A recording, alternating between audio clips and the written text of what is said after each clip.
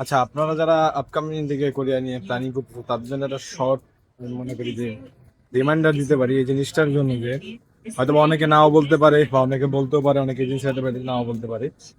কোরিয়ার মাটিতে আপনার সার্ভাইভ করতে হলে না ল্যাঙ্গুয়েজের আসলে বিকল্প নাই।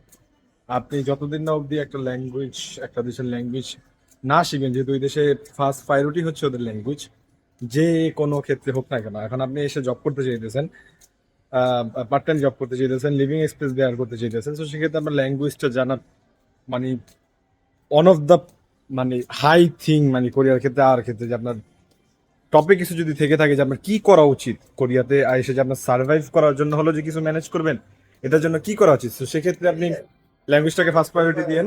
আমার পরামর্শ থাকবে যে ধরেন আপনার আইএলটিএস দেওয়া শেষ বা অ্যাপ্লিকেশন করা শেষ বা অ্যাপ্লিকেশন করার জন্য ডকুমেন্টস জমা দিয়ে দিয়েছেন এজেন্সির কাছে, তখন থেকে অ্যাটলিস্ট অফিসিয়ালি পারেন আনঅফিসিয়ালি পারেন কোনো কোর্স কিনে পারেন, অনলাইন পারেন অফলাইন পারেন, যেভাবে পারেন কোমরে গামছা বেঁধে কোরিয়ান ল্যাঙ্গুয়েজের বেসে লেগে পড়েন। আপনি এটা মনে রাখবেন, যদি আপনি কোরিয়ান ল্যাঙ্গুয়েজটা শিখতে পারেন, আর কোরিয়ান ল্যাঙ্গুয়েজটা অ্যাটলিস্ট বেসিক লেভেলে, যেটা আপনি এক্সপ্লেন করতে পারবেন যে আপনার কি দরকার, কি চান, কোথায় যেতে চেয়েছেন, এই যে বেসিক জিনিসগুলো বা আপনার মনের ভাবটা যে প্রকাশ করার যে বিষয়টা, এটা যদি করতে পারেন, আমি আশা করি যে আসার পরে আপনার সার্ভাইভাল লেভেলের কিছু একটা ম্যানেজ করতে বেশি দিন সময় লাগবে না ইনশাল্লাহ। আর আপনি কোরিয়ায় আসার পরে আরো 10 জন কম্পিটিটর থেকেও আগে থাকবেন ইনশাল্লাহ। সো আশা করি আমার এই জিনিসটা আপনারা আমলে নেবেন। ভালো থাকবেন, সুস্থ থাকবেন। আবার দেখা হবে নতুন কোনো টিপস নিয়ে।